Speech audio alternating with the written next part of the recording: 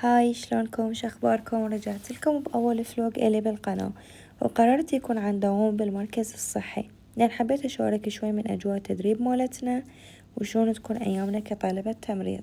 بالبداية قعدت من النوم على الساعة 6 الصبح، جهزت نفسي وطلعت وانتظرت الباص، وطبعا مثل العادة أتأمل يوصل بسرعة.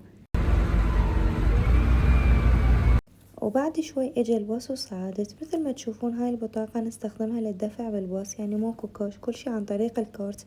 الباصات هنا نظامها حلو، توصل تقريبا كل المناطق، بس لازم تنتبه للخط الصحيح حتى ما تروح بمكان غلط. وبعد ما وصلت للمركز الصحي لبست اللاب كوت وقعدت أشيك الأسماء وأشيك السيستم. وهاي كانت بداية الكورس الجديد مالتنا وأول تدريب بالمركز الصحي. التدريب هنا يستمر 3 أسابيع ونداوم بس 3 أيام بالأسبوع، من السبت إلى الاثنين، يعني عدنا وقت نرتاح ونراجع المواد بباقي الأيام. بعدين مثل ما تشوفون بالفيديو أحد المسؤولين بالمركز شرح لنا عن مراقبة الأطفال، شلون يقيسون محيط الرأس، الطول، الوزن، ويقارنون ويا المخطط حتى يعرفون إذا نمو الطفل طبيعي أو لا. وهاي بصراحة أول مرة أشوف تطبيق علمي لهالموضوع، فتعلمت هواي منه. بهتر یعنی نشسته باشه. اصلا مهاجرت داریم که خوبه، یعنی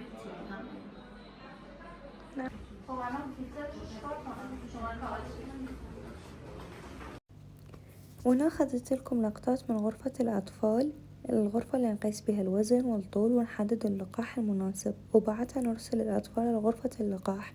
المكان صغير بس كل شي مرتب ونظيف حتى الأطفال يكونون مرتاحين. المركز الصحي نفسه بسيط بس كل شي مرتب، الناس اللي بيه طيبين، الجو حلو ومريح، والمراجعين أكثرهم عوائل. شغلنا الأساسي هناك يكون مراقبات، نقيس الطول والوزن، نتابع اللقاحات، نقيس الضغط، السكر، ونسألهم عن نوع الأكل والعادات الصحية. هم بالمركز أكو ممرضين ودكتورين ومختبر يسوون فحوصات، خصوصا تحليل الزواج قبل ما يتزوجون، وأكو قاعات استشارة للمتزوجين الجدد. وهنا أحد القاعات اللي رحنا بيها والأستاذ دا يشرح لنا الطريقة الصحيحة للتطعيم، شلون نفرق بين الحقن تحت الجلد والحقن بالعضلة، لأن مو كل اللقاح نفس الطريقة ولا نفس الأبرة. اتعلمنا هواي بهاليوم خصوصا بالتطبيق العلمي لأن هو الأهم.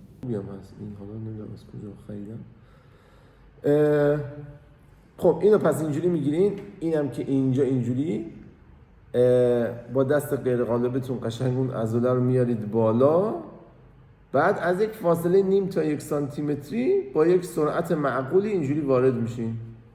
خب تا انتها هم برین داخل از نظر من اشکالی نداره، ولی خب حالا 2-3 میلیمتر بیرون باشید، 2 میلیمتر هم بیرون باشید بسته. خب چون تزریق باید عمیق باشه، در واکسن های 3 گانه 2 گانه 5 گانه اینا باید عمیق باشه، 6 گانه هم که حالا داریم.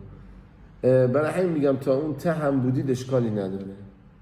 خب حالا خواستید 2 میلیمتر بیرون بگذارید، بعد دیگه اینو که اینجا میذاری اینجوری وارد میشی با زاویه 30 تا 45 درجه. بعد حالا گفتم حالا میخوای تا آخر برید داخل، تا آخر برید داخل. بعد این دستو باید برداری کلا، برمیداری میذاری اینجا، بعد میای نیم تا 1 سانتیمتر تنظیم میکنی، میای بیرون و بعد تزریق تو انجام میدی. سوزن نمیفته. اون بچه همش تکون میخوره، گریه نه بعد بذاری تکون بخوره دیگه. قبلش یه جوری بچه رو میشونی که بچه تکون نخوره.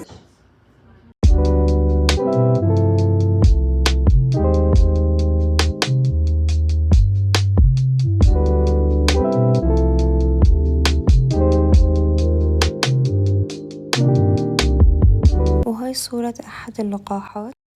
بعدين صديقاتي قرروا يسوون لعبة حجر ورقة مقص، واللي تخسر لازم نسحب منها دم حتى نجرب اختبار الإيدز. وطبعا صديقتي خسرت ودا نسحب من عندها دم.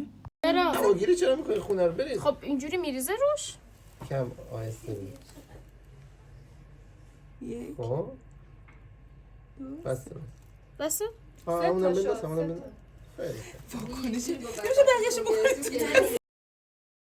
والأستاذ كان يشرح خطوة بخطوة شلون نستخدم الكيت مالت الفحص، وهيجي تعلمنا شلون نطبق الفحص بطريقة صحيحة وآمنة.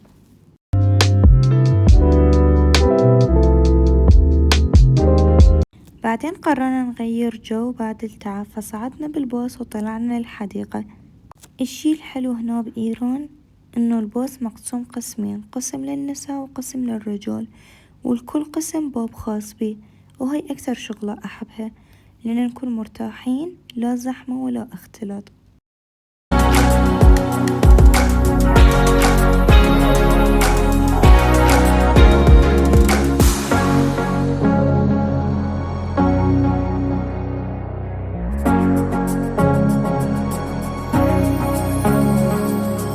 وصلنا للحديقة والجو كان خرافي، صورنا وضحكنا وكلش تونسنا، وهاي اللحظات هي أكثر شي أحبها لأن نحس بروح حلوة بيناتنا.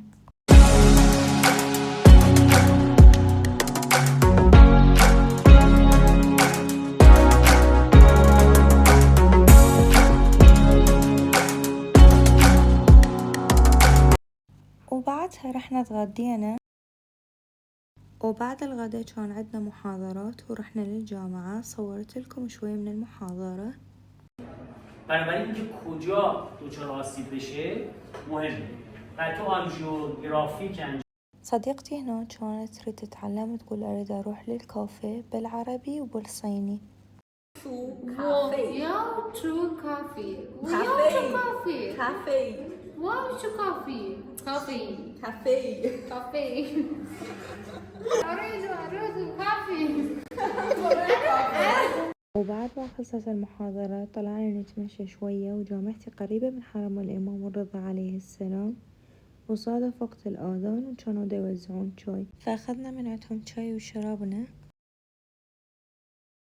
ورا كم يوم كان عندنا لقاح الطفل، فصورت لكم اللقطة وإحنا نلقحه.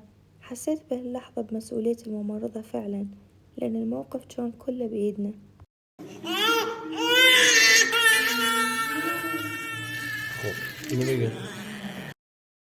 وآخر يوم بالمركز الصحي صادف عيد ميلاد صديقتي، سوينا حفلة صغيرة لعيد ميلادها، جبنا كيكة بسيطة وضحكنا وتصورنا هواي. حسيت كل التعب راح بهاللحظة.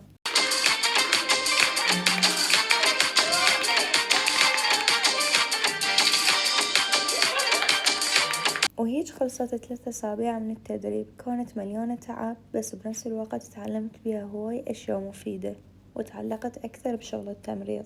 إن شاء الله يعجبكم الفلوق، لا تنسون تشتركون بالقناة وتسوون لايك حتى تشجعوني أستمر وأنزل لكم فلوقات أكثر من يومياتي بالمستشفى والجامعة. باي.